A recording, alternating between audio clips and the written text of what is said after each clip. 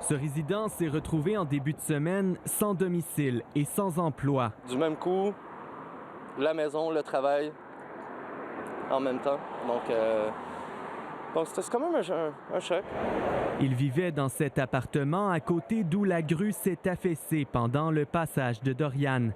Il travaillait juste en bas comme cuisinier pour cette terrasse en plein air. Il n'était pas chez lui quand la municipalité a ordonné l'évacuation préventive d'appartements et de locaux commerciaux 2 jours après la tempête. Je me suis rendu tout de suite. Ils m'ont laissé 20 minutes pour ramasser mes choses.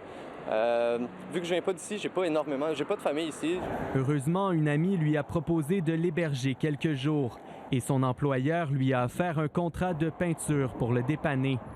Il affirme être appuyé dans sa recherche d'un nouveau logis temporaire par la municipalité et l'entrepreneur responsable de la grue.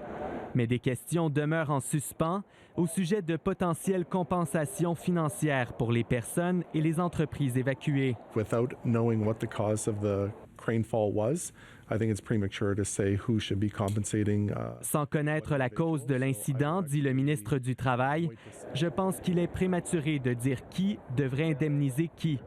Une équipe d'ingénieurs indépendants enquête pour déterminer si toutes les précautions ont été prises pour empêcher la grue de tomber. Une autre équipe est chargée d'élaborer un plan pour la démanteler. Un travail difficile selon cet expert en évaluation de structure. L'équilibre de la grue affaissée sera selon lui perturbé par le retrait de morceaux.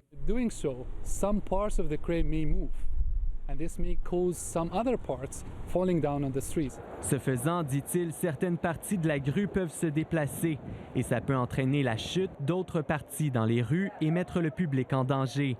Pendant ce temps, un important périmètre de sécurité dans le secteur reste en place. Ça a claqué. Et ce locataire évacué ne sait toujours pas quand il pourra réintégrer son appartement. Mettons que ça fait une grosse semaine. Ici Olivier Lefebvre, Radio-Canada, Halifax.